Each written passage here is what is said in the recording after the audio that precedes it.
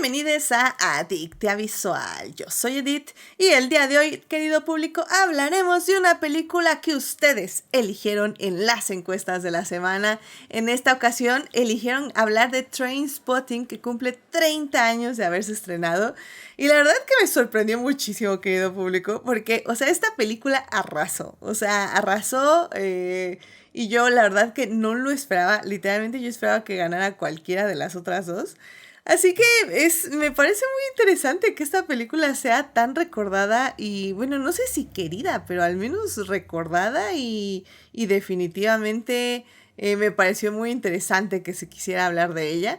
Así que pues aquí estamos, querido público. Muchísimas gracias a todas las personas que votaron y sobre todo muchísimas gracias a nuestro Patreon Dan Campos de Churros y Palomitas, que eligió las 3 películas que se pusieron en la encuesta. Así que ya saben, pues para discutir, fangelear, analizar y llenarnos de feels está conmigo nuestra accionaria cuando entremos a la bolsa. Ceci, ¿cómo estás? Bienvenida al podcast. Si este podcast tuviera una oficina presencial, yo ya tendría una silla para mí. Claramente. De hecho sí, porque Héctor ya no viene hace un ratito, pero él sí tiene ya también por acá su sillón. Así que me alegra que ya estés metiendo tu sillón también para ya estar aquí más cómoda en Adictia Visual. Ya traje mi taza personal que nadie más puede usar. Let's go. Me parece increíble. Ya tienes un locker, una taza y nada más falta el sillón. Ya tráelo cualquier día, el día que gustes. Y ya, oficialmente ya puedes traer el sillón. Exacto. Pero me parece muy bien, Ceci. Yo sé que eres muy fan de esta película, lo cual me parece también muy interesante porque tengo que confesar que yo no la veía hace literalmente años, si no es una década fácil. Entonces, redescubrirla me pareció como muy interesante. Danny Boyle es de mis directores favoritos, pero yo sé que a ti te gusta mucho esta película, así que creo que va a ser muy interesante hablar de ella contigo. Sí, va a estar bueno. Así que bueno, querido público, pues ya saben, si se quieren unir a la conversación, estamos en vivo en Twitch los lunes 9:30 de la noche y los miércoles en YouTube y todas las plataformas descargables. Muchas gracias a nuestra mecena Marce por patrocinar este bonito programa en Patreon. Si quieren ser adicta como ella, vayan a Patreon a suscribirse. Y bueno, querido público, pues ya saben, antes de hablar del tema del día de hoy, primero tenemos que salvar lo que amamos.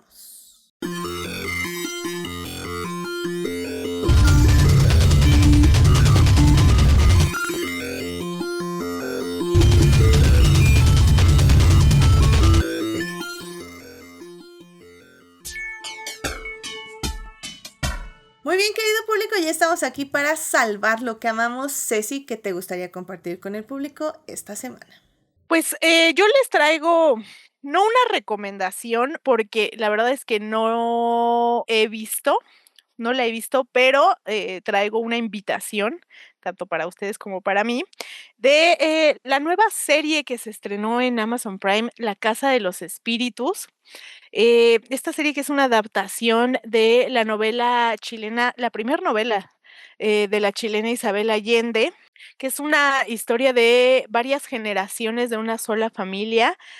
La verdad, escrita y adaptada dentro del género del realismo mágico. Para los que no sepan muy bien a qué me refiero, pues son todas estas historias en donde hay introducción a cosas mágicas o fantasiosas que no irrumpen o no rompen con la cotidianidad o la realidad, valga la redundancia con el nombre del género.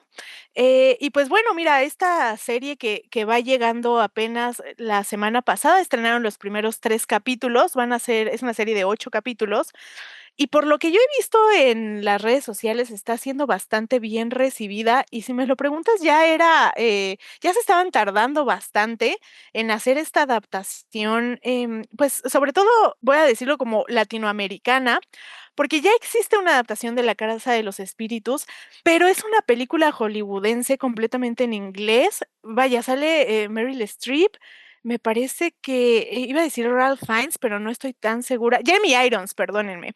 Jeremy Irons, Winona creo que también sale. Pero bueno, o sea, es este tipo de proyectos que se hacen mucho, donde toman obras para adaptarlas en inglés y pues sí cambiando un poco el contexto para que pues se acople un poco al idioma.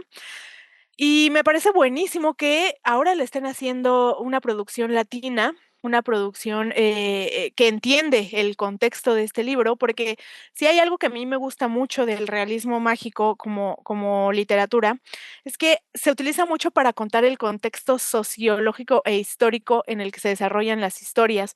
Y esto a veces tiende a pasar un poco a segundo plano por las historias que cuentan, pero son es muy interesante como ver realmente por qué pasan las situaciones que suceden tanto en las novelas como en las adaptaciones, todo siendo una consecuencia de lo que se vive, ¿no? En este caso, en la novela Isabel Allende nunca se menciona que donde sucede o donde acontecen estos hechos es en Chile, pero pues la verdad es que está estipulado que es ahí y pues es muy interesante, ¿no? Porque pues toda la situación social y política que pasó Chile el siglo pasado está puesta en esta novela y pues en la adaptación, como les digo, está siendo bastante bien recibida. Entonces los invito a verla. Yo estaba esperándome a que salieran los siguientes 2 episodios para por lo menos tener aseguradas unas 5 horas de diversión. Pero pues nada, los invito a verla y a leer también esta novela. Pues que es uno muy importante para la cultura latina y dos sumamente importante para la literatura escrita por mujeres. Let's go. Sí, he escuchado cosas interesantes, justamente porque creo que se juntaron como tres momentos de cine. Bueno, le están llamando como ay, realismo mágico. No sé Ujú. si aplique en este caso, pero creo que hay como ahorita como este auge, ¿no? Como la serie también como Agua para Chocolate y ponían otra que Pues ahorita no estaba me la de acuerdo. 100 años de soledad que se Ah, Cien estrenó el años de año soledad, pasado. claro. Sí, sí, sí. Entonces, como Sí, que está este auge, ¿no? justamente. Ajá, o sea, como que se están regresando a las raíces de la escritura Ujú. latinoamericana de mediados del siglo pasado. Y me parece que funciona bastante bien porque es un producto que puedes pasar al lenguaje cinematográfico y que funciona muy interesante precisamente por todas las características mágicas que suceden. Se vuelve una obra, pues que a la gente le gusta en general, ¿no? Si no te gusta, por ejemplo, como Agua para Chocolate, es una novela realmente, pues, de romance, tiene mucha angustia, es triste, pero al final es una novela de romance y funciona mucho toda esta parte de lo mágico que es que se pueda transmitir a través de la cocina lo que siente la persona que cocina, ¿no? Entonces sí, ahorita hay un auge interesante en las adaptaciones de este tipo de contenidos, lo cual está buenísimo porque pues, si ya en el mundo se les habían olvidado que existía el realismo mágico, porque, pues, seamos sinceros, ¿no? La cada vez se lee menos, cada vez se lee menos. Entonces, pues, esto lo está, proyectando otra vez hacia el mundo entero y que sepan que, pues, Latinoamérica es fuerte a la hora de escribir este tipo de contenidos. Sí, efectivamente. Creo que, y también creo que llegue en este momento me parece también interesante. Creo que para luchar justamente con esta idea de la inteligencia artificial y etc., creo que esta corriente del realismo mágico también puede ayudar mucho en ese aspecto para conectar mejor con nuestras emociones a través de, pues como dices, ¿no? En cierta forma, incluso metáforas que Sí, funcionan para explicar más lo inexplicable, por decirlo de alguna forma, ¿no? exacto. Así que muy bien, me parece muy bien. Vayan a ver La Casa de los Espíritus, que está en... ¿Dónde está, perdón? Amazon Prime. Amazon Prime, sí, cierto. Que está en Amazon Prime, váyanla a checar y nos avisan qué tal les pareció. Y bueno, querido público, pues yo quiero hablar de un videoclip que de hecho creo que tiene que ver mucho con lo que vamos a hablar el día de hoy. En esta ocasión, más bien esta semana, creo más o menos la anterior semana, se estrenó un videoclip llamado Storm, que es del rapero sueco llamado Jong Lin. Este videoclip para mí, para empezar, por lo que me llamó la atención, es que está dirigido por el cineasta Román Gabras. Está dirigido por el cineasta Román Gabras y es como ustedes sabrán si escuchan Adictia Visual, es un director de una película que nos gustó mucho hace 3 años llamada Athena, que de hecho tuvimos un mini Adictia que hablamos con Rodrigo Puente sobre esta película y la verdad es que, bueno, la pueden ir a ver a Netflix, la recomendamos muchísimo, es muy muy buena cinta. Y la verdad es que es un director muy interesante. No he visto su nueva película del año pasado, Sacrifice, que creo que es más como una cosa experimentaloide ahí que hizo con muchas estrellas de cine, por decirlo de alguna forma. Pero bueno, en ese momento fue cuando conoció a este rapero llamado John Lin, que básicamente él es un hip hopero. Ahorita no recuerdo cuál es su nacionalidad, por lo que veo nació en Estocolmo, pero estuvo Creo en que era alemán, ¿no? Ajá, sí, debe ser algo así, estuvo sueco, nació en Estocolmo y al final del día creo que él es más sueco que otra cosa, pero bueno, básicamente este documental y por qué digo que viene al tema, pues creo que ahorita vamos a hablar justamente mucho sobre adolescencia, sobre todos estos momentos donde las adolescencias se pierden en adicción, en el sentido, en el cuál es el sentido de la vida, por qué uno tiene que hacer lo que hace como adulto cuando literalmente puedes perderte en cierta forma en el bullying, en la violencia, en la masculinidad tóxica, por decirlo de alguna forma. Y pues básicamente este videoclip explora un poco esta etapa de la adolescencia, también la explora en un futuro no muy distante, en el 2032. Y lo que me gusta mucho de este videoclip también es cómo expresa las emociones de estos adolescentes que socialmente podemos considerar como perdidos, pero que al final del día no están perdidos, están tratando de encontrar algo que les llame y que los haga sentir. Y creo que la última secuencia de este videoclip / cortometraje que dura 7 minutos me parece muy muy muy bello porque es una coreografía diseñada por Damien Jallet que conocerán porque él hizo la coreografía de la película de Suspiria del 2018 de Luca Guadagnino, que la verdad creo que es...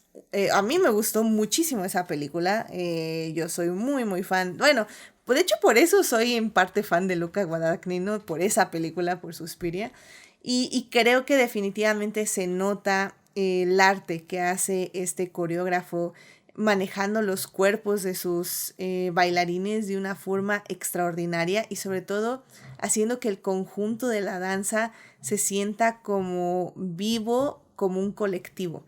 La verdad, en serio, vayan a ver el videoclip, me parece muy interesante, está filmado muy padre, como les digo, es un gran director Gabras, tiene un gran coreógrafo y también creo que la canción justamente trata de expresar este sentimiento de búsqueda y de soledad y de pérdida que tienen estos jóvenes adolescentes en el videoclip, en específico pues este rapero John Lee que sale como protagonista de este cortometraje / videoclip. Así que vayan a verlo, échenle un ojo, vale muchísimo la pena, son 7 minutitos, la verdad no se van a repetir. Lo encuentran en YouTube como Generation, así se escribe, Storm por Jung Lin. Y pues nada, vayan a verlo porque vale muchísimo la pena. Pues eso, o sea, creo que también en un momento de inteligencia artificial, ver lo que se puede hacer con literalmente cuerpos humanos y mentes humanas, me parece también muy, muy, muy valioso.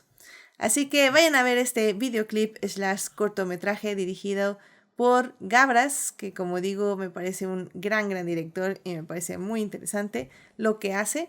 Así que, pues nada, vayan a verlo ahí a YouTube. Y bueno, querido público, pues con eso podemos ya irnos al tema del día de hoy, que es un tema que ustedes eligieron. Así que vámonos a hablar de cine.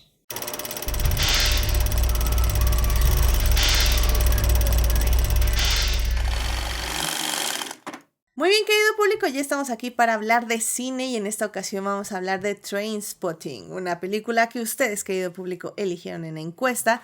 Esta película está dirigida por Danny Boyle, fue su segundo largometraje como director. Se estrenó en 1996, es decir, cumple 30 años de haberse estrenado. Y pues al final del día esta es una película donde van a reconocer a muchos de los actores que en ese momento estaban iniciando o apenas iban a empezar a ser reconocidos. Y pues hablo nada más y nada menos de Ewan McGregor, Ewan Bremer, John Lee Miller, Kevin McKeith, Robert Carlyle y Kelly MacDonald.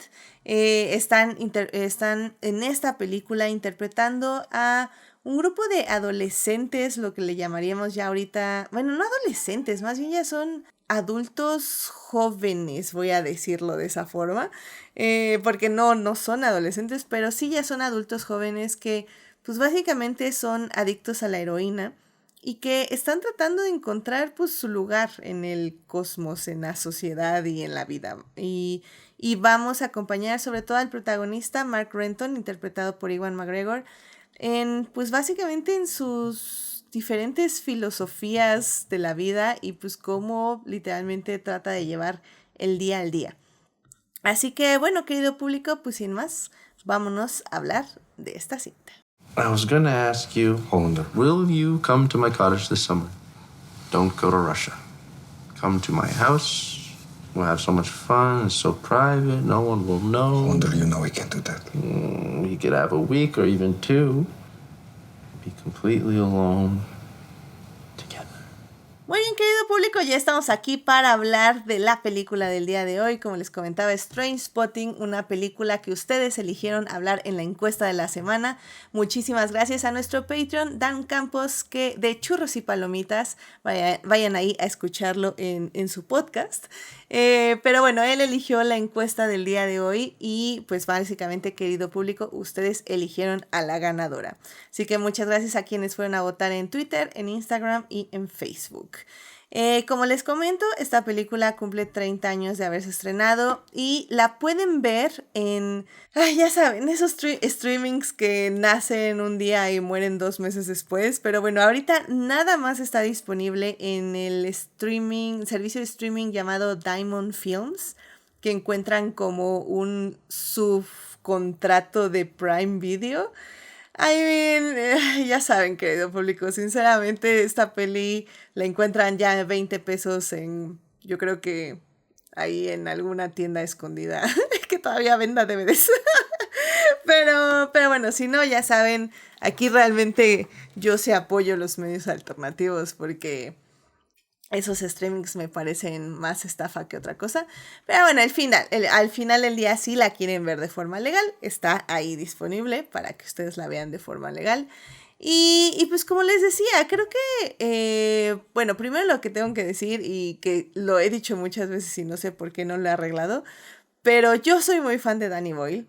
Siempre me ha gustado mucho su cine desde que empecé a ver cine. Y creo que esta peli, no hemos hablado mucho de Danny Boyle en Adictia Visual, hemos hablado de su película de 28 días después y obviamente las películas subsecuentes que se estrenaron este y el anterior año, 28 años después y 28 años después de Bone Temple, que bueno, si bien no fue de él, fue de Nia Da Costa, él fue productor de esa película. Y la verdad, algún día sí me gustaría hablar de Millions, me gustaría hablar de Sunshine, que son de mis 2 películas favoritas de él. Pero bueno, antes de todas esas películas estuvo Trainspotting, que personalmente, obviamente cuando se estrenó yo no la vi, sino creo que sí me hubiera traumado mucho.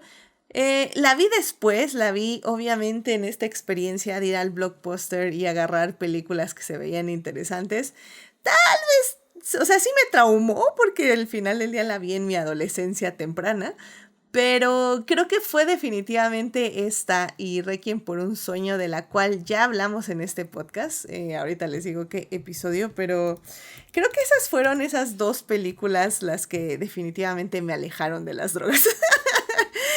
Requiem hablamos en el podcast 288, para que vayan ahí. Hace 6 meses hablamos de Requiem por un sueño de Darren Aronofsky, que también era uno de mis directores favoritos. Y creo que tanto Requiem como Trainspotting en cierta forma sí retratan bien lo que significa la adicción. Y no lo villanizan como tal, o sea, no son películas que hablan de la adicción per se, sino que creo que hablan de la gente que tiene adicciones y de un poco cuáles son sus motivaciones y sus razones para acceder a este tipo de drogas, qué significan para estas personas y al final del día, pues sí, cómo sucumben ante la adicción de estas, ¿no? O cómo tratan de salir también. En el aspecto de Requiem por un sueño, pues obviamente es un requiem, es una tragedia. En el caso de Transpotting, tal vez no. En este caso creo que hablaremos sin la secuela, porque hubo una secuela unos años después. Por ahí del 2017 se hizo una segunda secuela, bueno, más bien una secuela dirigida por Danny Boyle. Pero bueno, hablando nada más de esta película como lo fue durante pues 20 años, realmente esta película sí tiene un final y creo que definitivamente es un poquito más alentador que Requiem por un sueño, por decirlo de alguna forma. Ya nos hablará Ceci porque presiento que ya ha leído el libro, pero siento mucho que también lo que me gusta mucho de esta película es que se siente muy en la mente de su personaje. Nos sentimos en cierta forma que estamos como dentro del subconsciente visión, porque hay muchos momentos donde salimos de la realidad y creo que eso es algo que Danny Boyle iría perfeccionando durante los años. Y creo que eso es algo que también hace muy atractiva la película, tanto para jóvenes como ya para adultos. Y también siento que es una película que cambia conforme pasan los años y conforme uno tiene más experiencias de vida. Definitivamente no significa lo mismo verla cuando tienes 15, 16 años a cuando ya tienes 20, 30, bueno, 25, 30 o ya cuando tienes 40 años, no sé. Pero bueno, pues Ceci, ya no te detengo más. Ahorita vamos a hablar un poquito sin spoilers. Digo, es una película que tiene 30 años, pero les avisamos que realmente creo que sí hay escenas impactantes que la verdad si la ven sin spoilers creo que es mejor. Pero bueno, vamos a hablar tantito sin spoilers y luego ya les avisamos cuando ya nos adentremos 100% a la película. Así que Ceci, no sé si quieras hablar un poco de tu experiencia con Trainspotting. Y pues, fíjate que yo también vi esta película. La verdad es que en una edad en la que no debí de haberla visto, mi papá tenía ese, mal hábito que después se convirtió realmente en algo muy positivo para mí, pero sí de ponerme películas que no tenía yo que ver, justamente igual como lo acabas de decir tú, Requiem y Transporting para mí fueron justo las películas que dije: "Yo creo que debería de, mantenerme por lo menos a 20 kilómetros de cualquier estupefaciente", porque están crudas. A mí esta película, híjole, sí o sea, me pareció sumamente cruda en ese momento, y conforme he ido creciendo, y la verdad es que esta es una de las películas que yo nunca he dejado de ver, tal vez no cada año, pero constantemente cuando tengo la oportunidad, o me acuerdo, o me la encuentro por ahí, siempre la veo. Y me parece cada vez, con cada rewatch, me parece, todavía mejor. Ahora, que la volví a ver hoy, la vi hoy de nuevo para justo para este programa. Me parece, tal vez estoy siendo, tal vez no soy la persona más justa para hablar de esto, pero me parece que no tiene ningún defecto. No me importa cuántas veces la vea, me sigue pareciendo muy buena. Y en cuanto al libro, voy a aprovechar este espacio para presumirles que el mes pasado me formé durante muchas horas afuera de, un Gandhi en la Ciudad de México para conocer al autor, a Irving Welsh. y justamente para aprovechar y contarle en un lapso de 60 segundos cómo leí su novela a una edad en la que no tendría tampoco que estar leyendo su novela y, lo hice reír tantito, la verdad. Platicamos unos segunditos. Supongo que también lo hace por cortesía, que se ríe con todos, pero para mí es sumamente especial. La novela a mí, hijo, me encanta. Es una novela mucho más complicada. Es una novela que yo leí, en español, en una época en donde, para los que nos escuchan y sepan un poco sobre el mundo editorial en México, Anagrama, que es quien tiene la concesión de, la obra de Irving Welsh, Anagrama es una editorial española que mucho tiempo a México nos llegaba, con las traducciones castellanizadas, y a mí me costó un montonal de trabajo porque, pues, de por sí, como les digo, es una novela muy compleja, es muy complicada en cuanto a su lenguaje, que ahorita me voy a regresar un poco a hablar de eso, y a la hora de traducirla al español, pues, está llena de, modismos españoles que, no creo que esto sea un spoiler, pero, pues, son, lenguaje un tipo de lenguaje de una clase, de un estrato social bajo. Entonces, pues, tienen una jerga, pues, más, poco común, vamos a decirlo de esta manera. Entonces, me costó mucho trabajo en su momento leer la novela porque, pues, tenía muchas palabras que yo decía: "¿Qué es esto?". Muchos modismos españoles que no entendía, la verdad, pero, aún así la leí, una novela bastante cruda también, si me lo preguntas, una gran primer novela, para los que soñamos con escribir algo grande, en literatura. A veces es hasta un poco triste pensar que esto fue lo primero que Irving Welsh escribió, porque si esa es la vara, estamos a años luz. Pero después, cuando crecí un poco más y salí un poco de la adolescencia, intenté leer esta novela en su idioma original y es, prácticamente imposible. La verdad, es una mezcla, de inglés, pero, como les digo, con un dialecto, pues, muy específico de la región de Escocia, pero también está, en escocés, en el dialecto escocés. Entonces, es prácticamente imposible. Ya hay adaptaciones en inglés sin el dialecto, que, pues, lo vuelve aún más imposible. Pero, sí, o sea, realmente, es una novela que les digo, leí cuando no debí de haberlo hecho, pero la he revisitado bastante a lo largo de mi vida adulta y la recomiendo siempre muchísimo. Quiero mencionar ahorita desde el principio que esta película y esta novela es, pues, son productos que muchas personas jóvenes han tomado como parte de su personalidad, y con esto no me refiero a, algo negativo, ¿no? Creo que ha sido es este tipo de películas que yo hasta ya pondría de culto, y no por el hecho de que la gran, mayoría de las películas que llamamos de culto son películas que fracasaron en su momento, pero sí, yo sí la pondría de culto porque creo que sí le dio a una generación como un sentido de pertenencia, en el mundo, y creo que lo sigue hasta el momento, ¿eh? O sea, porque gente que nunca la había visto y la ve en la edad adulta, a pesar de lo gráfica que es, a pesar de lo perturbadora que puede llegar a ser, tiene ahí un mensaje bastante, unos mensajes bastante claros, que creo que si eres capaz de pasar ese primer shock de lo sorprendente que es la película, tiene buenos mensajes y me gustan bastante. ¿Sabes qué? Ahorita que decías justamente del lenguaje y lo complejo que es la novela en sí, a mí me recordó un poco también, digo, no he leído la novela, pero como que se me hizo esta idea de Naked Lunch, ¿no? O sea, de que es como casi un lenguaje inventado de cierta forma por el autor. Y que pues ahora sí que la adaptación cinematográfica siempre es como pues una interpretación del libro. O sea, realmente al final del día nunca vas a poder adaptar al 100% el libro. Más bien es una interpretación que tú haces al libro, ¿no?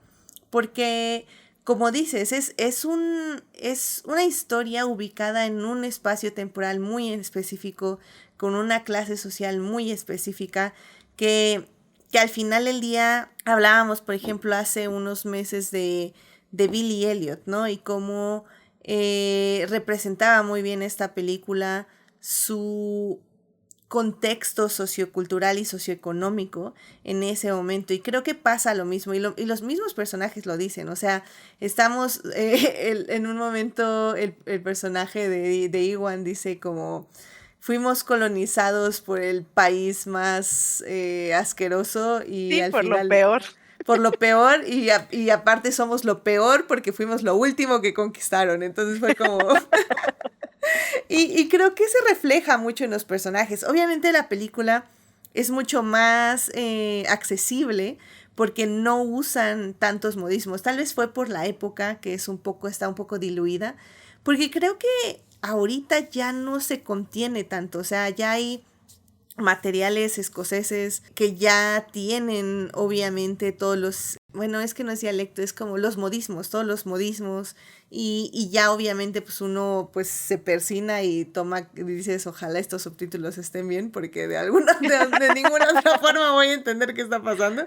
Pero al final del día creo que incluso Danny Boyle en ese aspecto sí diluye mucho el material original, o al menos es lo que siento que pasó. No, no sé si me lo puedas como confirmar en cierta forma. Pues es que, mira, o sea, realmente esta adaptación cinematográfica se hizo, si no mal recuerdo y si no me estoy equivocando, 3 años después de la publicación de esta novela. O sea, realmente por eso les digo que es frustrante pensar que logró Irving Welsh escribir esta gran, gran novela como su primer obra y que a los 3 años le hicieran una gran adaptación. Pero realmente él estuvo trabajando como parte, tal vez, la palabra o el término sea como consultor para el guión, no escribe el guión, pero sí trabaja, pues, muy de la mano a la hora de hacer pues, esta adaptación a guión. Claro.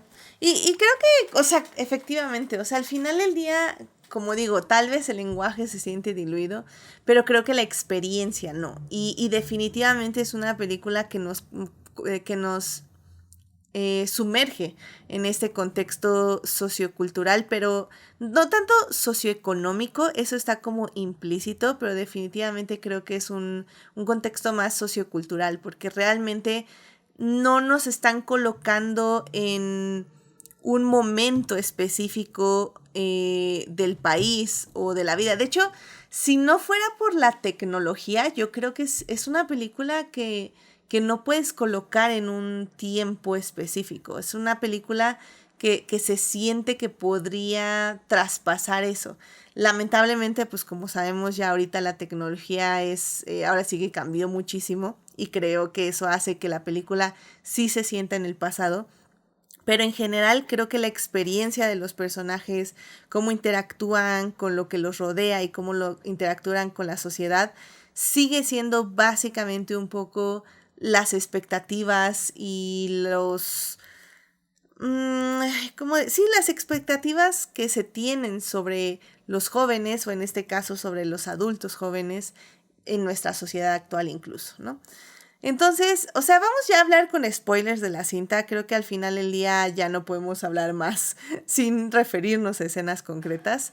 Si no la han visto, querido público, pues vayan a echarle un ojo. Como al final del día, como dice Ceci, es un clásico, es una película que realmente ha sido referenciada. No solo es un clásico, es una película que ha sido referenciada como en muchos momentos de la cultura pop.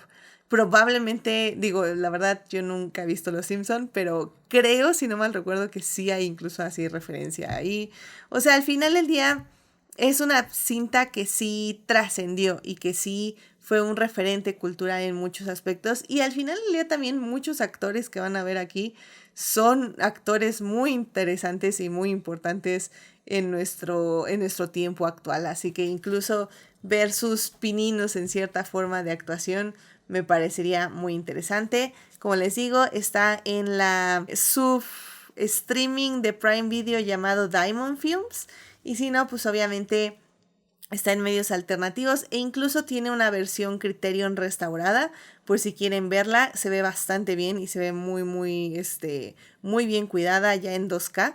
Entonces, si la quieren ver así, pues también ahí pueden ir, ya saben, con un VPN a la cuenta de Criterion o pues ya saben, pues por medios alternativos. Pero bueno, vamos a hablar ya con spoilers de la cinta. Al final del día, como digo, creo que es una película que vale mucho la pena verla sin spoilers. Pero bueno, pues verla es la experiencia en sí. Así que, pues Ceci, no sé si te quieras referir como a algún momento de la cinta que creas que definitivamente la define en estos 30 años de su estreno.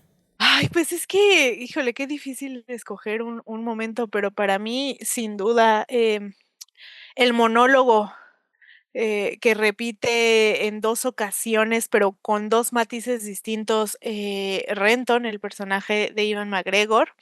Este monólogo de, escoge una vida, escoge un trabajo, escoge un televisor, escoge pagar la hipoteca, una familia, bla, bla, bla. Para mí, este monólogo es, justamente la esencia de esta historia, que es lo que nos quiere contar, porque como bien lo mencionaste, en la introducción de este programa, puede que los podamos llamar adolescentes, adultos, jóvenes, etcétera, ¿no? No, realmente no están no los podemos definir en una edad, porque para ser adolescentes se ven muy grandes, pero también para ser adultos se ven muy jóvenes. Pero creo que justamente funciona muy bien este monólogo porque es como la esencia de estos personajes, ¿no?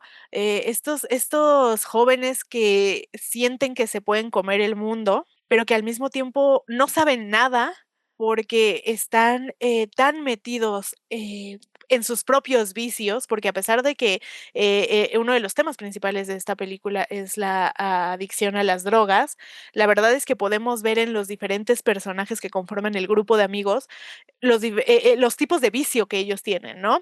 Entonces creo que, o sea, sí, son estos jóvenes que creen saberlo todo, pero al mismo tiempo no lo saben, pues porque están muy, muy en su propio mundo, pero aún así tienen opiniones muy fuertes, muy válidas y muy, pues crudas y reales sobre la situación, tanto donde se encuentran ellos en el contexto social como del país en general, ¿no? Como lo que mencionas hace rato. El personaje de Mark Renton dice, están justamente haciendo como una especie de hiking. Un personaje, Tommy, dice: "Ves que vean lo hermoso que es Escocia, ¿no? O sea, qué hermoso vivir en este país". Y Renton dice: "¿De qué chingados me estás hablando? Es horrible", ¿no? O sea, nosotros somos horribles, la sociedad es horrible, porque el país es horrible, porque los que nos conquistaron ya eran horribles. Entonces, pues te habla de algo que yo siento que ahora, a lo mejor estoy hablando y generalizando un montón, pero carecen mucho las generaciones jóvenes, que están muy ajenas a la realidad social, política, cultural e histórica del tiempo en el que viven, y estos son unos personajes muchísimo más conscientes de dónde están parados y de lo que sucede a su alrededor, a pesar de que están un poco cegados por el estilo de vida que llevan. Entonces, por eso para mí, creo que esta película para mí, o sea, sí, el lo que más rescato y lo que más sé que la gente también, como que se les queda grabado es justamente este discurso de perdón, este discurso de, choose life, choose a job, choose bla, bla, bla, ¿no? Y me gusta un montón ahorita que ya estamos hablando, con spoilers, que al principio esto lo declama él enojado, porque la sociedad, su familia, pues el gobierno en general, ¿no? Les exige y los obliga a hacer todo eso, ¿no? Tienes que tener una casa con una picket fence, ¿no? Que es esta manera de decir una casa, pues para tu familia, muy bonita, con la cerca blanca, pintada, bla, bla, bla. Tienes que escoger un televisor grande, un coche, un abrelatas eléctrico, está muy enojado, realmente, lo está declamando diciendo: "Pero, ¿por qué yo tengo que hacer todo esto?". Y la última vez, la segunda vez y la última que vuelve a decir esto, más bien, en primera es una justificación, no quiero ahorita desde entrada espoilear todo, pero él, toma una decisión para, pues, jugarle chueco a sus amigos y para manera de justificarse ante el espectador y ante él mismo la acción que acaba de cometer, entonces dice: "Es que, porque tengo que escoger una vida, una familia, o sea, transgiversa todo el mensaje a su conveniencia. Y eso es algo que a mí me gusta muchísimo de este personaje, porque quiero mencionarlo desde ahorita, una de las características principales de Mark Renton es que muchas veces lo catalogan como un misántropo, pero está bien curioso porque tiene un compás moral. Es un misántropo wannabe, le podría yo decir de alguna manera, porque odia a todo el mundo, odia todo lo que sucede, pero al mismo tiempo es bastante juzgoncito y sabe la diferencia entre el bien y el mal. Entonces es un personaje bien complejo, pero muy, muy interesante. Sí, completamente. Es que es un personaje, hablábamos el anterior programa de esta narración subjetiva, ¿no? De que cuando no le podíamos creer al narrador porque el Sí. narrador efectivamente se está mintiendo a sí mismo, y no es que nos esté mintiendo deliberadamente, sino de que probablemente se está mintiendo a sí mismo y por ende nos está mintiendo a nosotros también. Y creo que eso mucho pasa con este personaje, ¿no? O sea, es un personaje que se miente a sí mismo, es un personaje que miente a otros, pero sobre todo es un personaje que realmente todo el tiempo está viviendo en la ilusión de que tiene control sobre las decisiones de las que no tiene control, básicamente, ¿no? Y creo que a mí lo que se me hace muy interesante es justamente como dices, o sea, creo que son jóvenes que sabían rebelarse porque entendían el sistema donde se encontraban, entendían las expectativas que el sistema tenía sobre ellos y sabían cómo podían rebelarse, ¿no? Y creo que, como dices, siento que ahora a las juventudes les falta esa visión de entender contra qué te estás rebelando. O sea, al final del día estás siendo parte de la máquina porque no entiendes qué es estar en contra de la máquina, ¿no? Por decirlo de alguna forma. Y al final del día ellos lo hacen, o sea, todos estos, porque bueno, aquí en al menos Wikipedia dice que Mark Renton debe tener 26 años, que pues en ese entonces, en los 90, 26 años ya era un Un adulto adulto. 100%. Ajá, exactamente. Aquí pues todavía somos adultos jóvenes. Unos chavalitos, no nos exijan Sí, nada, por favor. exactamente, ya en los 30 eres adulto medio, o sea, todavía no llegas a la adultez. Pero pues digamos que sí, si sus compañeros o sus amigos tenían el mismo rango de edad, pues yo creo que también sentían justamente esta misma presión de que pues tenían que ser unas personas útiles para la sociedad.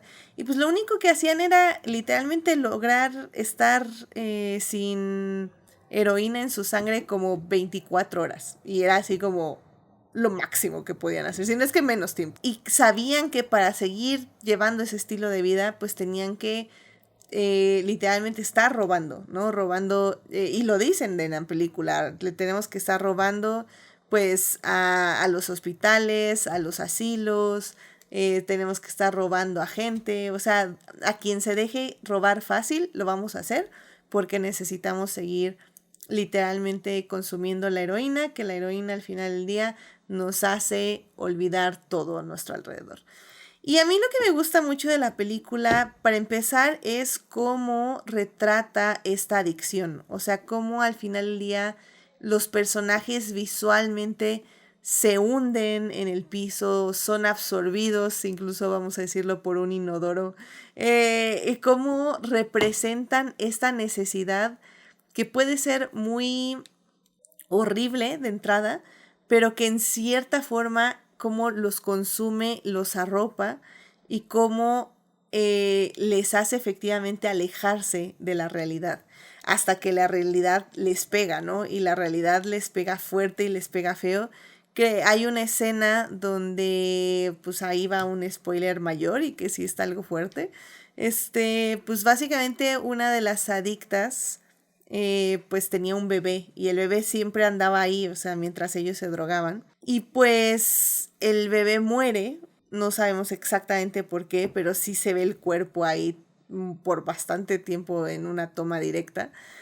Y creo que de ahí es justamente la caída, ¿no? Es la llamada de atención, el golpe de realidad, al menos para uno de los personajes, no digo que para todos, porque literalmente lo que hace Mark justamente después de ese evento es volverse a drogar. Pero creo que la película en ese aspecto es muy, ¿cómo diré? Muy efectiva. O sea, creo que nos da a entender lo bien que se sienten estos personajes al drogarse, pero también nos hace sentir las consecuencias de literalmente darle la espalda, pues no a la sociedad, pero al menos a la realidad.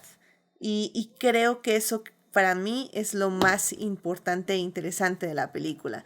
Porque también no son personajes que estén solos, son personajes que, como dices, cada quien tiene sus realidades, cada quien tiene sus objetivos, pero que de cierta forma siempre se encuentran y que tal vez no se ayudan para mejorar como personas, pero al menos se acompañan en su autodestrucción, por decirlo de alguna forma, que es algo que me interesa, me llamó mucho la atención de la cinta en sí, porque no podemos decir que esta película sea sobre amistad masculina, porque realmente son personajes muy egoístas todos.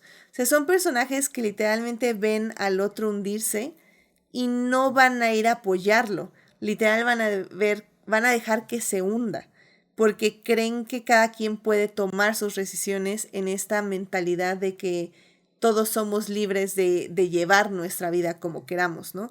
Pero al hacer eso, literalmente también le dan la espalda a la comunidad y en este caso le dan la espalda a la amistad. Y creo que eso también se me hace muy fuerte verlo como desde este punto de vista, porque al menos, por ejemplo, en Requiem por un sueño, si las vamos a estar comparando, al menos ahí sí hay un grado de amistad muy fuerte, o sea, hay un grado de compañerismo, de que estamos en esta, en las buenas y en las malas y en las peores, al menos entre los dos personajes masculinos. No digo que esto se lleve con los personajes femeninos, porque no, los personajes femeninos se abandonan. Pero al menos entre los dos hombres sí hay un grado muy fuerte de amistad, lo cual no pasa en esta cinta. Sí, es que justo creo que a pesar de que en ambas películas retrata pues una juventud, porque son jóvenes, ¿no? Pues realmente consumida por la droga y las presiones de continuar con esta adicción, sí creo que sí es una diferencia muy amplia entre una y otra, porque incluso, por ejemplo, el personaje de la mamá de, Jared Leto, no recuerdo ahorita el nombre del personaje, también es adicta a los medicamentos y es adicta a la televisión, ¿no? A estos programas como de concursos. Entonces, medio puedes entender en esa película de dónde viene la adicción de este personaje, ¿no?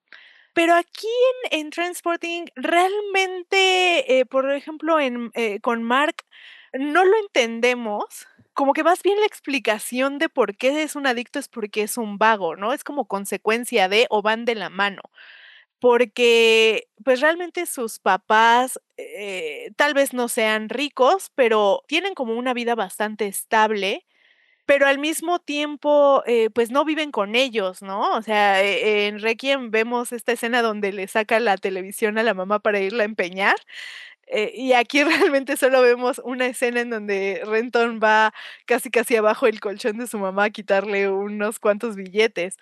Pero sí como que hay contextos, familiares muy distintos, porque, por ejemplo, pareciera que aquí la única como, camaradería que tienen, o el único como espacio en donde, se convergen como un grupo de amigos, es justamente en la casa del dealer, ¿no? Donde podríamos entender, o se da como la idea de que vive, Sick Boy y su pareja, que me parece que es Alice, junto con el bebé, que después nos enteramos que es hijo de Sick Boy, ¿no? Pero como que ese es el único espacio donde pareciera que todos se cuidan, porque hay una escena que a mí me parece, importante, que se están drogando, pero como que se ayudan entre sí porque no lo pueden hacer ellos solos, ¿no? Y en cambio, en todas las, que son muchas escenas en donde los vemos conviviendo en los pubs o incluso van alguna vez a una disco o como que pasan tiempo de calidad en las casas de uno o del otro, siempre está esta narración por parte del pensamiento de Renton en donde te dice que realmente no son amigos, ¿no? O sea, porque o siempre están hartos del uno del otro o porque se juegan chueco, ¿no? Quiero rescatar esta acción que podría parecer pequeña, pero de consecuencias gigantescas, que es lo que sucede con el personaje de Tommy, que es este chico sumamente sano, deportista, que pareciera ser que es el único del grupo que tiene la posibilidad de un futuro y le es arrancada por Renton. Voy a recapitular muy, muy rápido para los que lo necesiten. Tommy tiene un video sexual que graba con su novia. Renton lo encuentra y se lo lleva sin permiso.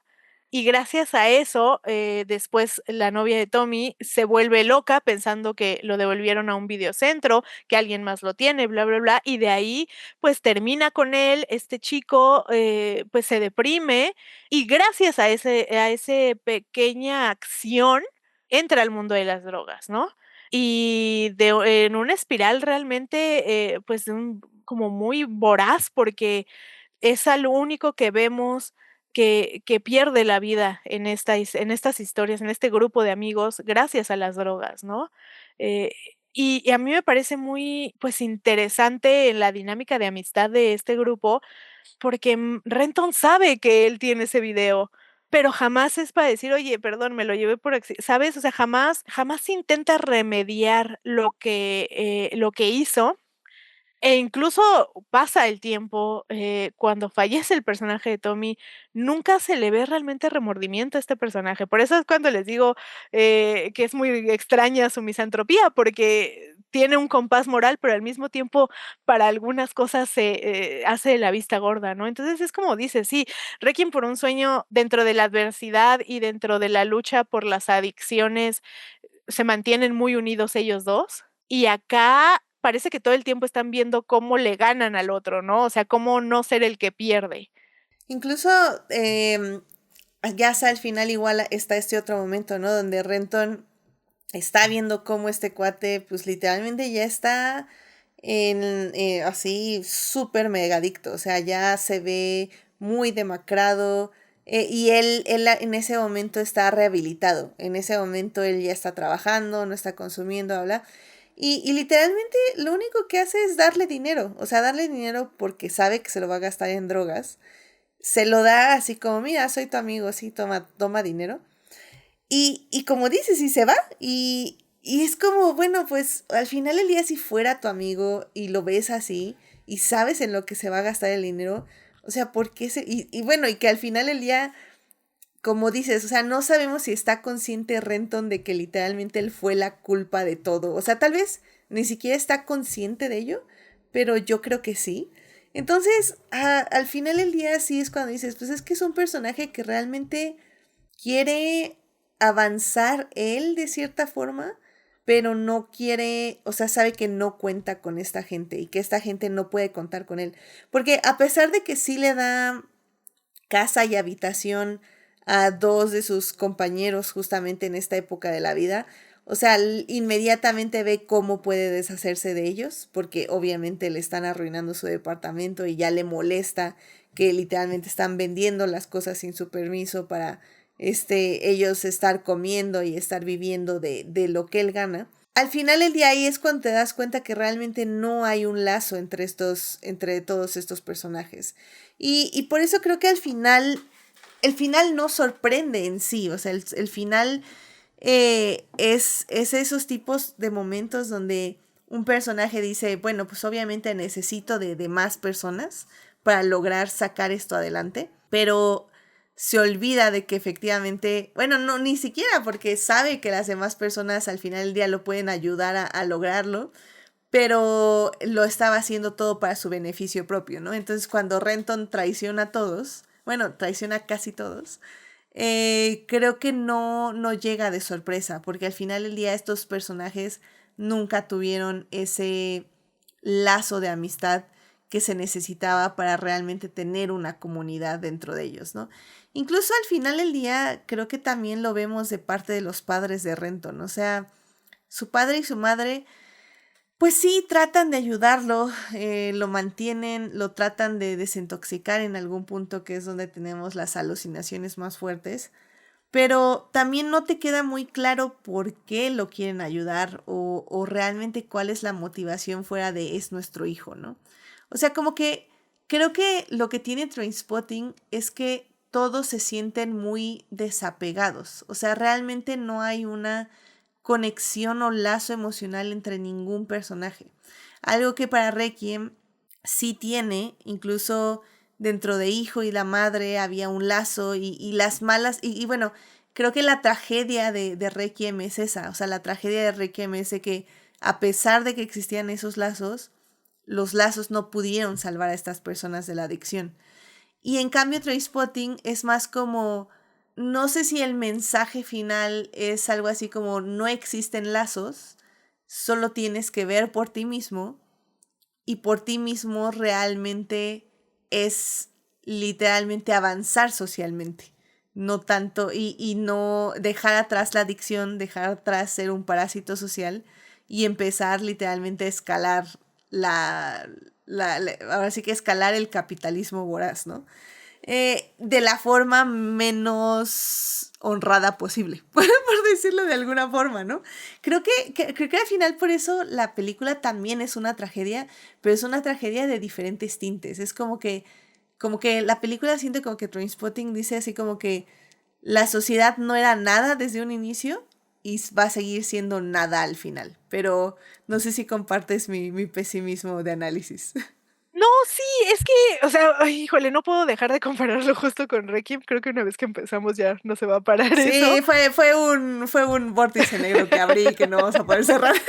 No, no, no, pero es que está muy bien porque, o sea, por ejemplo, el contraste con los personajes de Requiem es que en algún punto los vemos en una versión, si no a todos, sí por lo menos alguna parte, en una versión sana de sus vidas, ¿no? En una época buena de sus vidas, en donde todavía no los consume, pues el mundo al que se están metiendo. Y por eso cuando termina Requiem, pues es sumamente pues desgarrador y desolador ver cómo terminaron estas personas, ¿no? O sea, cómo 4 personas que podrían haber tenido una buena vida terminan, pues, híjole, es que esas últimas escenas de Requiem a mí me parecen fuertísimas, pero por eso lo vuelve, muy trágico, ¿no? Pero en el caso de Trainspotting están, vamos a decirlo de manera coloquial, están dados al caño desde el inicio. Si acaso, como lo dije, en mi participación anterior, Tommy es la única persona que vemos cómo, pues, tiene pues, va cayendo poco a poco en la adicción y vemos cómo se va perdiendo. Pero realmente el resto los presentan como malas personas y se mantienen. O sea, realmente creo que son personajes que, aunque, como les dije, hace rato, Renton es muy complejo, sigue siendo un personaje bastante plano que, en escritura le llamamos personajes planos o redondos, si tienen o no tienen un arco narrativo, ¿no? Si empiezan en el punto A y terminan en el B, son un personaje redondo, pero si empiezan en el A y terminan en el A, es un personaje plano. Y a mí me parecen muy interesantes este tipo de personajes porque es difícil mantenerlos de esa manera y que no sean aburridos o que sean clichés, ¿sabes? Pero sí, o sea, a mí me parece que ellos empiezan siendo malas personas porque son malas personas y terminan siendo lo mismo, ¿no? Cuando Renton traiciona a sus amigos, dice menciona el nombre de cada uno de ellos. Y por ejemplo, con Sick Boy dice: "No me siento mal porque él lo hubiera hecho si no se me hubiera ocurrido a mí primero", ¿no? Sí. O sea, realmente no tiene remordimiento. Tiene remordimiento con una persona y medio intenta ayudarlo, o sea, no joderlo completamente, ¿no? Que es justo lo que digo, o sea, son malas personas porque nunca cambian o nunca tienen como un aprendizaje. Hace rato que mencionabas que justamente con lo del fallecimiento del bebé, que, híjole, a mí me parece, yo me acuerdo la primera vez que vi eso y dije: "Oh, por Dios", ¿sabes? No sé qué estoy viendo, pero creo que justo hasta ese momento dije: "Creo que no debería de estar viendo yo esta película". Pero sí, o sea, el personaje de Sick Boy tiene ahí como una especie pues, no catarsis, porque realmente no cambia. Lo menciona de pasada, un diálogo de Ewan McGregor, pero él deja de meterse sustancias fuertes, drogas duras, pero empieza a ser un proxeneta. Entonces, o sea, cambia una adicción o un mal hábito por otro, ¿no? Entonces, es ahí cuando te das cuenta, no sirve de nada, la enseñanza que pudo haber sacado del fallecimiento de su hijo, porque, no ha mejorado como persona. Y creo que por eso, por ejemplo, a mí, no sé qué creas tú, pero a mí el personaje de Begbie, me parece bien interesante porque es justamente este señor que yo siempre lo he visto a él como el más adulto del grupo, que no tiene el mal hábito de drogarse e incluso sin pelos en la lengua siempre está diciendo que los drogadictos es la peor escoria de la sociedad enfrente de sus amigos drogadictos, pero él tiene una adicción a la violencia que es, incontrolable, se inventa escenarios en su cabeza para justificar sus acciones violentas. Y por eso él me parece un personaje bien interesante, porque a pesar de que, como ya lo dije, ninguno es bueno, Renton podríamos clasificarlo como lo que se conoce como el antihéroe de la historia, pero Begbie siempre se sabe o da la sensación de que él es el villano. En todas las apariciones que tiene en la película, tiene esa vibra de la persona mala, mala, ¿no? Pero es difícil catalogarlo de esa manera porque, como les digo, ninguno es bueno ahí. Es que es interesante ese personaje, sí, como dices, tiene una adicción a la violencia, tiene una adicción a... O sea, como que sabe tener esa línea en lo que es como la violencia aceptada masculina y ya una violencia que literalmente te lleva a la cárcel, por decirlo de alguna forma, ¿no? O sea, él crea peleas, él crea momentos donde alguien más lo puede detener para no cruzar esa línea. Y como dices, sí siento que parecería ser como el adulto responsable, como la persona a la que acuden por consejo en cierta forma, pero al mismo tiempo o sea, más bien yo siento que es como un espejo de lo que son todos estos cuates, porque él es el como que, ok, yo ya superé esa rebeldía, yo ya superé esa etapa, pero yo ya estoy en la siguiente etapa, que es la etapa de la violencia. Al final del día, o sea, también como dices, o sea, Trainspotting lo que muestra son diferentes tipos de adicciones, o sea, siendo su principal la adicción a las drogas, obviamente, pero pues poco a poco tenemos como esta adicción a ser un parásito social, de cierta forma, ¿no? Porque ninguno termina siendo una buena persona socialmente o literalmente moralmente, ¿no? Y bueno, al final del día, perdón, pero Robert Carlyle ya no lo puedo ver como otra cosa más que Rumpelstiltskin de Once Upon a Time. Yo tampoco puedo. Es que amo ese personaje y amo la historia con Belle, es lo mejor. Y ahora que lo Yo vi también, la verdad. ahorita, y es que aparte es uno de los actores que no ha cambiado en 30 años. O sea, se sigue viendo exactamente igual. O sea, se veía viejo de joven y de viejo se ve Ajá, viejo. Pero se ve bien, o sea, no se ve mal. tú viendo la película, no le crean, es malo, Exactamente, nos ¿no? va a traicionar. Nos va a traicionar. No, y creo que, o sea, su personaje es eso, es como que da la credibilidad de, mira, yo soy un adulto, pero no soy un adulto funcional tampoco. Y como dices, creo que es muy difícil que o sea, y lo viví hace recientemente con la película la de Timoteo, Timoteo Ping Pong, ¿cómo se llamaba? Marty Marty Supreme, Supreme. Marty Supreme. Timoteo, Marty el del Supreme. ping pong. Sí, es Timoteo Ping Pong.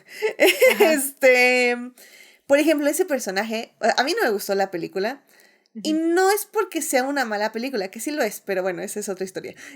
Sino porque yo odié al personaje. Y la verdad es que, y tal vez es un punto subjetivo que mucha gente no va a estar de acuerdo, pero yo no puedo ver una película donde odio 100% al personaje, porque la película me cae mal. Entonces toda mi objetividad se va a la basura por mi subjetividad de que odio al personaje. Y es muy difícil hacer películas donde puedas odiar al personaje, pero aún así puedas entender al personaje. Y creo que Trainspotting lo hace muy bien en ese aspecto. Porque sí, odiamos a todos los personajes, pero al mismo tiempo podemos entenderlos. O sea, podemos, no digo que empatizar, no digo que perdonar, sino podemos acompañarlos en su camino de cierta forma, ¿no? Y creo que eso es lo que pasa, o sea, creo que vemos tan poco de la vida de todos que podemos entender que son malas personas, pero no vemos lo suficiente para odiarlos al 100%, ¿no? Y vemos también pequeños momentos de vulnerabilidad que nos hacen como entender por qué siguen siendo horribles, lo cual no los justifica, pero al menos nos permite terminarlos de acompañar en este trayecto. Y creo que al final del día eso es lo que funciona en la cinta, porque también hay que dárselo a Danny Boyle, que el tiempo de pantalla está muy bien repartido. No nos falta ni nos sobra ningún personaje, o sea, tenemos obviamente a Renton como protagonista, pero todo lo que vemos de los demás personajes está muy bien distribuido, e incluso los pocos personajes femeninos que vemos, que deben ser 3 personajes en total, creo que, bueno, 4 personajes en total, creo que funcionan muy bien para balancear lo horrible que son estos hombres. Y no que diga yo que los personajes femeninos son buenas personas tampoco, porque tampoco lo son. Pero al menos entendemos por qué están en ese mundo, por qué están con estos personajes y al final del día por qué también deciden algunas de ellas salirse de este círculo, ¿no? Y por qué y qué significa para los hombres en este aspecto, para los personajes masculinos. Entonces en ese aspecto también creo que la película está muy bien balanceada, porque justamente como decías, o sea, vemos a Begbie los momentos violentos, pero también vemos los momentos donde aconseja, mal, pero aconseja, y donde acompaña, mal, pero acompaña. Entonces podemos como que decir sí, es el villano por ser el adulto o la persona más adulta, pero al mismo tiempo él también está haciendo su vida y tampoco es como que se tiene que hacer cargo de estos mocosos adultos jóvenes, ¿sabes? Entonces es como ese extraño balance, ¿no? Entre todos los personajes. Sí, o sea, creo que está muy bien escrito y muy bien adaptado, por ejemplo, el hecho de que existe este personaje al que sí como espectador le tienes como un espacio o un cariño especial, que es el personaje de Spot, porque realmente es bien noble.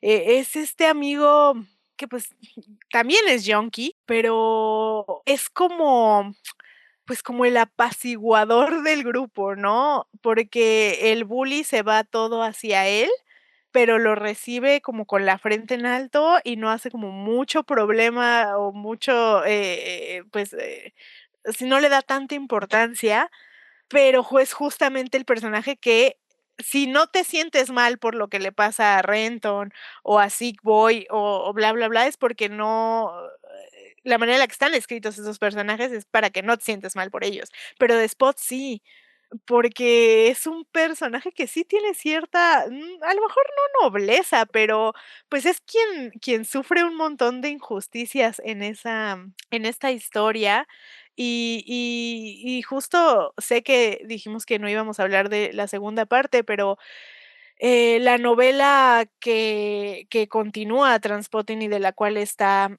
basada la segunda parte de estas películas, se llama Porno y está muy enfocada en el punto de vista de Spot, porque es como un poco su redención, ¿sabes? Porque sí lo agarraron de costal de papas, que curiosamente, ¿no? Yo creo que justo es por eso que tiene este nombre de Spot, pero es justo esa, redención en esta segunda novela. En la película no funciona tanto así, la segunda parte también se centra demasiado en Renton, Pero justo cuando ahorita quiero regresarme un poco a lo que habías dicho de que está muy bien distribuido el tiempo, pues, entre historias, funciona que la novela está igual. O sea, la mayor parte de la narración está por parte de Renton, pero hay espacios o hay, pues sí, situaciones que él no vive y que las vemos desde los otros personajes. Entonces, son como un cúmulo de pequeñas historias de varios que se juntan todo para crear esa novela. Y justo funciona así que lo pasaran al momento de distribuir el tiempo en pantalla en cada personaje, porque nunca sientes que te queda inconcluso. No sé si tú también lo ves así, pero a mí me gusta mucho porque luego sucede que en películas donde hay varios personajes, de repente pues, por tiempo, qué sé yo, se queda medio inconclusa la historia de alguien, y aquí me parece que cierra, si bien no es un cierre definitivo, pero si nunca hubieran hecho la segunda parte, hubiera sido un buen cierre. Creo que manejan muy bien las historias de todos, ¿no? Y quiero hacer, un pequeño, pues, como shout out a un personaje, pues, bien pequeñito, pero que es bien, bien importante, que es Mikey Forrester, que es esta persona que le da unos supositorios de opio a Renton al principio de la película, y que está interpretado justamente por Irving Welsh, el escritor de estas novelas. Y me gusta un montón que estoy segura de que él dijo: "Sí, pero yo quiero aparecer aquí, por favor, este es mi sueño". Tal vez debería yo de contarles en este momento que vamos a ser bien francos, uno no puede escribir una novela de esta índole y con esta cantidad de detalles si uno no se ha metido todas las drogas que existen en este plano existencial y, pues, Irving Welsh no es la excepción. Él lo ha dicho abiertamente muchas veces, ha probado de todo. Entonces, estoy seguro de que cuando vendió los derechos de su novela dijo: "Sí, pero denme un personaje ahí, por favor, quiero vivir adentro de mi libro tantito". ¡Qué cool! No sabía eso. Y mira, tengo que admitir rápidamente que la única razón por la que no quiero hablar de la segunda parte es porque no la he visto. Pero si tú quieres hablar de la segunda parte, adelante. Sí, ya, lo voy a hacer mi tarea. Mira, ahorita que tengo súper fresca la primera, yo creo que es un gran momento para ver la segunda parte. Así que, Esa sí la pueden ver en cualquier lado, ¡let's audiencia, go! porque esa está en todos lados. Sí, ¿en cuál decías que era la principal que estaba? Porque sí, a ver. Es que no me acuerdo si esa también está en esto de Diamond no sé qué, en Amazon Prime, pero en Es, Apple TV está para renta y Mira, compra. está en HBO Max, así, Okey, sin nada, y está en compra y renta en Claro Video, Apple TV y Prime Video. Así que sí, pero está no muy quieras ver la disponible. 1 porque eso aquí no hacemos eso. Exactamente. Pero mira, no, me parece muy bien. O sea, digo, si quieres hablar tantito de la 2 no tengo ningún problema. La verdad, como digo, la única razón por la que yo no quiero hablar de ella es porque no la he visto. Pero como dices, o sea, sí hay que circularlo. O sea, la primera termina y termina muy completo. O sea, no había una necesidad, comillas, comillas, de una segunda parte. Pero bueno, al final del día son historias abiertas y es la historia de vida de ciertas personas. Entonces, obviamente siempre las puedes retomar porque siempre, como digo, es una... Pues no es un coming of age, pero al final del día estás hablando de cómo las personas crecen y evolucionan conforme van creciendo y conforme van cambiando sus situaciones de vida, ¿no? Entonces, Ujú. si estamos hablando de que esta película nos hace acompañar a estos personajes durante esta etapa de su vida, pues era evidente que podía haber una segunda parte, tanto literaria como, bueno, ya obviamente Adaptada. cinematográfica en otra parte de la vida de estos personajes, ¿no? O sea, justo, luego estas, segundas partes, tanto en texto como en producto audiovisual, son medio complicadas, pues, porque muchas veces ni siquiera son necesarias, ¿no? O sea, creo que sí es cierto, queda bastante abierto en Trainspotting lo que, es de cada uno de los personajes, pero si nunca hubiera existido la segunda parte, no pasaba nada. O sea, no era tan necesario. Sí, yo creo, firmemente que, pues, esta fue una decisión que Irving Welsh tomó porque una de dos, o tenía que entregar algo a su manager y a sus editores, o pues dijo, vamos a sacarle un poco más de juguito a esto, que pues tiene un montón de éxito, ¿no? O sea, no importa cuántas novelas o libros de cuentos ha sacado Irving, Trainspotting sigue siendo su obra más vendida. Y de hecho, bastante curioso, porque no me acuerdo en qué año publicó una precuela que se llama Skag Boys. Ay, no, es SKAG Boys, Skag Boys. Y es justamente la historia de Sick Boy y por qué es como es en Transpotting. Entonces sí, o sea, más bien estas creo que son decisiones que se toman pues más por el monstruo verde de la avaricia que porque se necesitaba realmente una segunda parte. Que no estoy diciendo que por eso sean malas, la verdad es que si ustedes tienen ganas de entrarle a la literatura de este señor, vale muchísimo, muchísimo la pena. Es una literatura, la verdad es que es muy fresca. Me gustó lo que dijiste hace rato, bueno, al principio de que es casi atemporal esta historia, ¿no? Si no es por los aparatos eléctricos, la televisión, de repente salen, pues, bueno, los VHS y demás, no sabríamos como bien en dónde ubicarlo. Y creo que eso funciona mucho, y ahorita que dijiste Marty Supreme, fue una de las cosas que a mí no me gustó de esa película, que te está poniendo, la historia de este güey que juega ping pong en una época determinada de la historia, pero todo el soundtrack es de otra década completamente, posterior a donde sucede la película, y eso a mí me sacó mucho de onda en su momento. Y en cambio, Trainspotting funciona muchísimo porque a pesar de que sí se brinca una década del libro a la película, el soundtrack te dice en qué época estás. O sea, tal vez si nunca lo mencionan, escuchas las canciones que se eligieron para el soundtrack y sabes qué época estás viendo. Y por eso creo que no lo habíamos dicho, pero uno de los mejores soundtracks que existen en la historia del cine lo tiene esta película. Sí, es muy bueno el soundtrack. Tenemos artistas como Lou Reed o Iggy Pop que están ahí sonando. O sea, son bandas definitivamente de los noventas. O bueno, música definitivamente de los noventas. Sí. Y creo que como dices, o sea, sí rodea a los personajes y están sumergidos en esta música, ¿no? Y creo que al final del día eso también determina mucho la época. Pero sí, yo siento que al final del día sí es una historia que la trasciende. Pero sí, o sea, sí está ubicada en los noventas. Tal vez no sabemos exactamente dónde en los noventas, pero es una película ubicada en los noventas. Sí, no, creo que nunca dicen, ¿eh? En Wikipedia, por ejemplo, no tienen la fecha de donde están ubicados los personajes. O sea, pero bueno, como dices, al final el soundtrack es lo que un poco te guía en ese aspecto. Pero está tan certera que Ajá. puedes buscar cuándo fue en los noventas el concierto de Iggy Pop en Escocia y vamos a saber que la historia se desarrolla en un año a partir de eso. Exacto. Eso es cierto, tienes toda la razón. Iba a decir las fechas de publicación de los libros.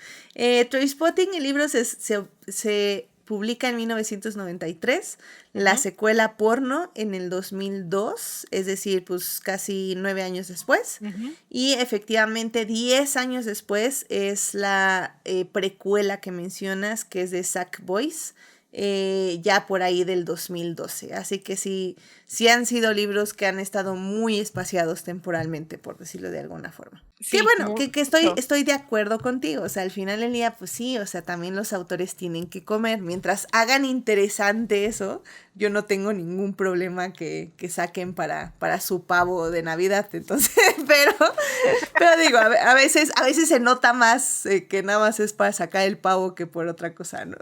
Bueno, pero mira, mientras mantengan la calidad literaria, pues ya, total. Exactamente. Ay, pues mira, Ceci, yo creo que con esto ya podemos ir cerrando este análisis de Trainspotting después de 30 años de su estreno, pero no sé si hay alguna última cosa o escena que quieras comentar antes de ir a las conclusiones. Ay, pues es que si hablamos de escena, creo que para mí una de las mejores escenas, tanto, o sea, de la película y en general de las películas que tratan de estos temas, y ahorita que mencionábamos el soundtrack, la escena de la canción Perfect Day de Lou Reed, cuando Renton se inyecta heroína y al parecer se le va un poco la mano porque si no tuvo una sobredosis, estuvo muy cerca de ella. Híjole, o sea, esta escena donde lo vemos desde 2 puntos de vista diferente, pero el punto de vista de Mark Renton, como si ya estuviera en una tumba y todo viéndolo hacia arriba, pero con las paredes de una tumba, híjole, me parece de las mejores cosas que se han hecho en el cine, y hay que aplaudir un montón el diseño de producción de esta película, porque hay una reseña en Letterboxd de esta película que dice: "Me encantó, le doy todas las estrellas, pero me tengo que ir a bañar después de verla, porque qué bien ambientada está esto". O sea, la verdad es que es un gran, gran trabajo. Sí, estoy completamente de acuerdo. El diseño de producción es muy bueno. Son lugares muy minimalistas, entre comillas. Son, literalmente debemos de tener como, ¿qué te gusta? ¿Tres sets? Tal vez cuatro. Y tomas exteriores, obviamente. Ujú. Yo diría que incluso menos. Vamos a decir cuatro sets en total. Así, incluyendo departamentos, el departamento bien y hablar, ¿no? Vamos a decir cuatro sets. Y cada set creo que en su ausencia de cosas y su presencia de suciedad y deterioro, definitivamente nos dice todo lo que tenemos que saber de la vida de los personajes. Y creo que Ujú. sí, o sea, eso habla, como bien dijiste, de un gran diseño de producción. Para mí, la verdad es que ya no me acordaba de esa escena y no sé por qué, porque es definitivamente memorable. La escena del baño, Ujú. del peor inodoro De de todo el Escocia. mundo. De Escocia, sí, porque es el peor Dice inodoro de de Escocia. Edimburgo, ¿no? Más bien, Ah, ajá. sí, de Edimburgo. No, no, no, no, en serio que qué asco, no lo puedo creer, o sea, me está dando un asco increíble y luego cuando empiezas a ver que se empieza a hundir y te cambia esta perspectiva a un lago con agua limpia donde encuentra estos supositorios de opio y etc. Me parece una escena, o sea, es la primera escena surrealista de la cinta, luego ya Sí. tendremos más adelante, pero creo que me parece excelentemente colocada porque es como este golpe de realidad de a qué grado, hasta dónde llega un drogadicto, ¿no? Hasta dónde llega para recuperar una droga y seguirse drogando. Y al mismo tiempo te mete en la mente del drogadicto, que para ellos, o bueno, en este caso para Renton, en ese momento encontrar esos supositorios para él fue literalmente como un respiro, un paraíso, una sensación increíble, ¿no? Entonces, este contraste del inodoro y el lugar que está asquerosamente sucio, con este momento surrealista del sumergiéndose en el inodoro y apareciendo en esta agua azul limpia y luego saliendo del inodoro otra vez, me parece magnífico y definitivamente nos abre el camino para más momentos así durante la película y que pues puedas absorberlos de mejor forma. Entonces, esa escena me parece increíble y pues me encanta lo que da pie más adelante, definitivamente. Y que juega un montón con tu mente, ¿no? Porque tú sabes que no está sucediendo. O sea, tú sabes que Ajá, no se metió a nadar en el excusado, pero claro. cuando sale de él, sale completamente empapado y llega a su casa empapado y dices: "¿Qué pasó ahí, amigo?". Claro, claro, definitivamente la combinación de estas dos realidades, ¿no? Entonces, sí, Ujú. 10 de 10, increíble momento. Ah, pero bueno, Ceci, pues, ¿tú qué le dirías a una persona que no ha visto Trainspotting? Pues, le diría que es importante que la vea, es una pieza muy importante para la historia del cine.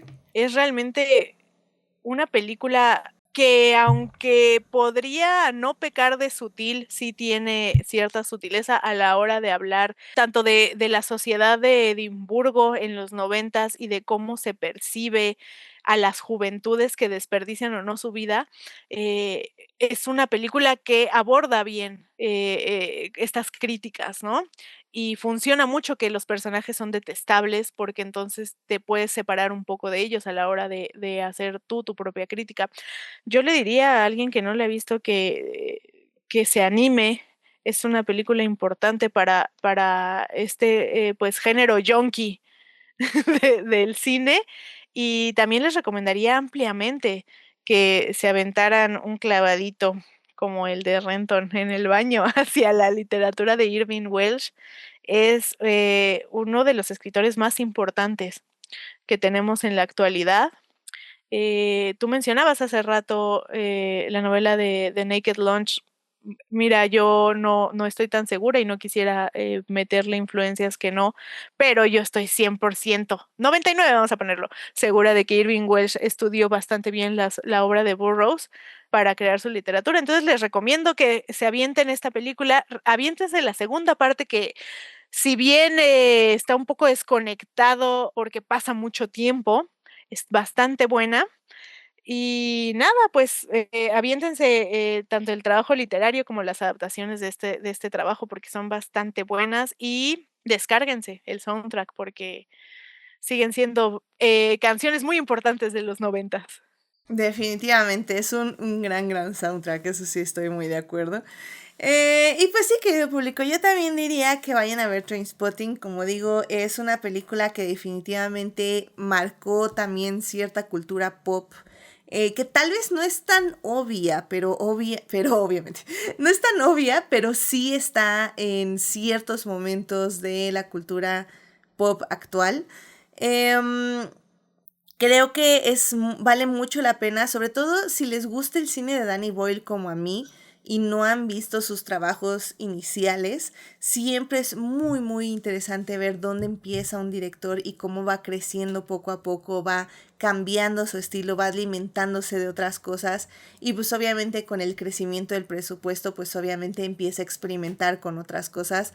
Y creo que Danny Boyle es uno de los directores que ha conservado en cierta forma sus raíces indies, sus raíces donde efectivamente la producción importa, aunque sean 4 escenarios, bueno, 4 sets, donde la cámara importa, donde quién y cómo cuentan la historia importa. Y creo que lo hemos visto incluso ahora en nuestro análisis de 28 años después, como él le gusta y quiere seguir experimentando con las cámaras y con las tomas y las calidades y etc. Entonces creo que es muy interesante lo que hizo Danny Boyle hace 30 años y cómo ha ido poco a poco evolucionando, pero aún así, como digo, conservando ese espíritu indie. Al final del día, creo que Danny Boyle es un gran director y pues como dice Ceci, también parece ser bueno, o como dijo ella, es una gran adaptación. Yo pues no lo puedo confirmar porque no he leído el libro, pero al final del día creo que es una gran vistazo a Escocia de los 90s y de este tipo de personas, adultos jóvenes que tenían estos problemas de adicción. También creo que en ese aspecto es una gran película para poner a las adolescencias sobre lo que pueden hacer las drogas. Ya saben, a mí me mantuvo lejos de las drogas, creo que le puede servir a otros también. Sí, no utilicen Euforia como su referente, no. por favor. No. Pónganles Requiem, pónganles Trainspotting y créanme que va a ser muchísimo más efectivo. Aparte, creo que fomenta a una rebelión sana social. Así que, bueno, no tan sana, pero al menos una concientización. Consciente, Política. ajá. Exactamente. Consciente, política y social. Pero sí, vayan a verla. Como decimos, está en Diamond Films dentro de Prime Video y si no, la pueden ver en medios alternativos. Y pues sí, la verdad es que es una película que después de 30 años de su estreno sigue siendo muy relevante como un análisis sociopolítico, también como un análisis al final del día sobre las expectativas sociales, porque esas nunca han cambiado, siempre han sido las mismas, pero también definitivamente un análisis sobre, un poco sobre masculinidad, obviamente, sobre relaciones o cómo funcionan o no funcionan las relaciones masculinas en este aspecto. Y creo que eso también se me hace muy interesante, porque tal vez en este momento, o bueno, en el momento que se hizo la película, no se veía como tal, pero películas que generalmente no tienen casi nada de personajes femeninos dentro de ellas, sí terminan siendo un análisis sobre relaciones masculinas y sobre cómo la masculinidad es esperada dentro de la sociedad, es exigida dentro de la sociedad y también cómo es digerida por los mismos hombres o jóvenes dentro de esta sociedad. Entonces, me parece muy interesante, es una gran película, vayan a verla. Y pues como decimos, al final del día se me hace también muy padre ver a Obi-Wan Kenobi, Sherlock Holmes y Rumpelstiltskin juntos en una película. Pero bueno, son grandes actores y pues estos eran sus pininos de actuación hace 30 años.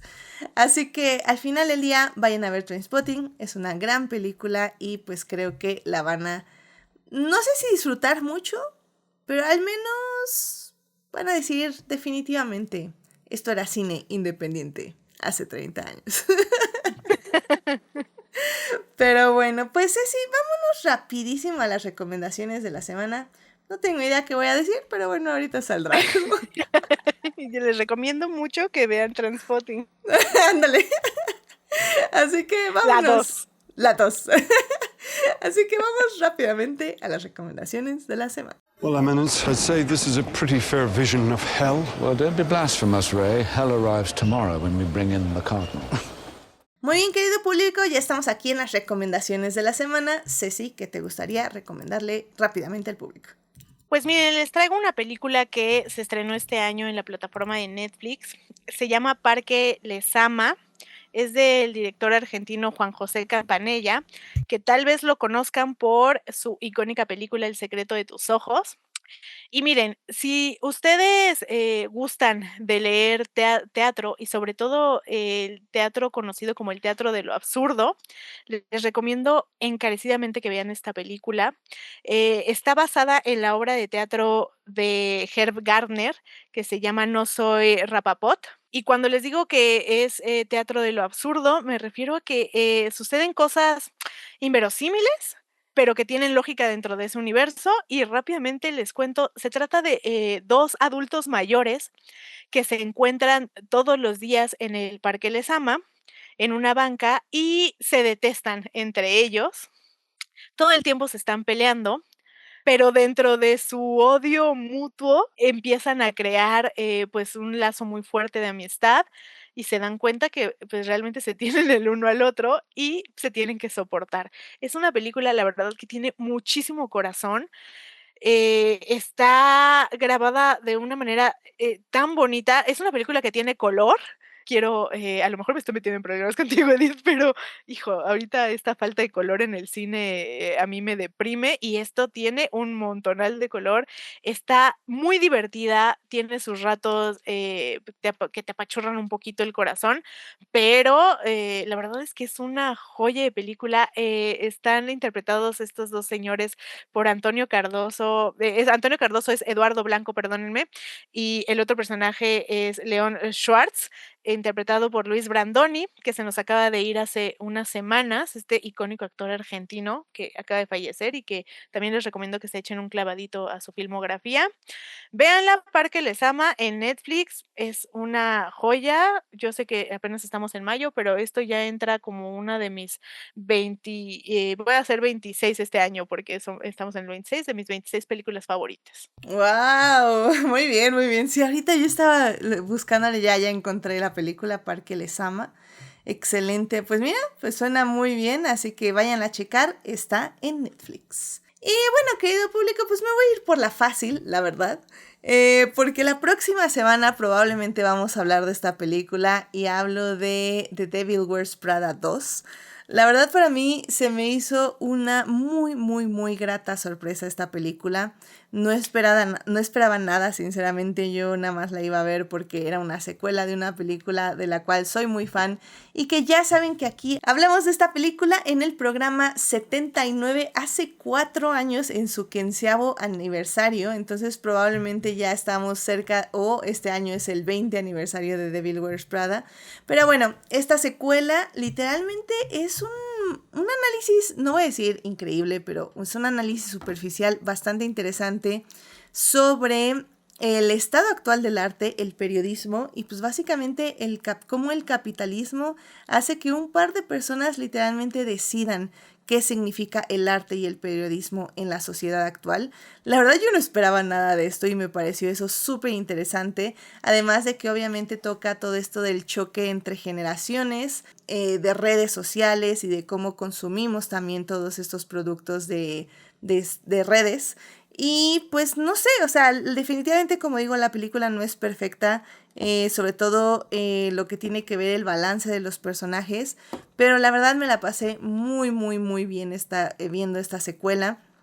Ahorita está en cines y probablemente ese sea el tema del siguiente Adictia Visual. Así que pues vayan a verla y pues nos cuentan qué tal les pareció. Pero bueno, querido público, con eso llegamos al final de este podcast. Muchísimas gracias por acompañarnos el día de hoy. Pues Ceci, muchísimas gracias por acompañarnos. ¿Dónde te puede encontrar nuestro público? No, muchas gracias a ti por poner esta película para que habláramos y muchas gracias al Patreon que la escogió dentro de las opciones y muchas gracias a la gente que votó. Porque yo Let's go. no quería que no se hablara de esto. Pues miren, yo estoy en Letterboxd y en Instagram como Ceci M. Mota. Ahí estoy subiendo siempre cositas en mi Instagram de películas. Y pues bueno, ya saben que casi que lo mío son los libros. Entonces también siempre estoy subiendo cositas de literatura. Excelente, muchísimas gracias. Y sí, cierto, también muchas gracias a Dan Campos de Churros y Palomitas que eligió esta encuesta. Y pues gracias a todas las personas que votaron para que la viéramos, porque la verdad sí, hace muchísimos años que no la veía, así que fue muy, muy interesante verla de nuevo. Y pues ya voy a poner la secuela en mi lista para ya tener completa esa, bueno, ir completando más la filmografía de Danny Boyle, porque no es que he visto todavía todo, ¿verdad? Así que, perfecto, me parece excelente. Y pues ya saben, querido público, a mí me pueden encontrar en HT Idea, donde hablo de Fórmula 1, I guess, el Met Gala tal vez, Hit and Rivalry, porque seguimos con la obsesión, y pues ya, de cosas, así que síganme por ahí. Y bueno, ya saben, suscríbanse al canal de Twitch para que les avise cuando estemos en vivo y nos acompañen como Marsalis21 que estuvo ahí en el chat. Muchísimas gracias por acompañarnos. Y pues también muchísimas gracias a quienes nos oyen durante la semana en YouTube, Overcast, Spotify o en su reproductor favorito. Este programa estará disponible ahí a partir del miércoles en la mañana. Saludos a Jessica, Jimena, Jorge Arturo, Julián, Julio, Malakarma TV, Oscar, Pamela y Uriel, quienes son parte del Team Diferidos. Asimismo, muchas gracias de todo corazón a nuestros mecenas adicties, Churros y Palomitas, Fernando y Héctor, quienes nos apoyan junto con nuestros Adnivals, Ximena y Miguel, y nuestra adictia Marce en el Patreon del programa. La próxima semana, querido público, como les comentaba, probablemente vamos a hablar de Devil Wears Prada 2. Déjenme ver quién gusta venir a hablar de esta película aquí al podcast, porque la verdad es que creo que vale la pena ahí tocar y hablar de ciertos temas que la película quiso referenciar y sobre todo también que falló en la cinta, porque creo que hay algo que no se está escuchando mucho de parte de los productores y los directores, pero bueno, vamos a hacer ese análisis la próxima semana. Así que bueno, querido público, pues cuídense mucho, tomen mucha agua, no se expongan muchísimo al sol porque vamos a tener nuestra segunda ola de calor. Y pues nada, cuídense mucho, mucho, mucho. Y pues nada, nos estamos aquí escuchando. Así que cuídense mucho y nos estamos viendo. Cuídate mucho, Ceci. Gracias. Bye, bye. Gracias. Bye.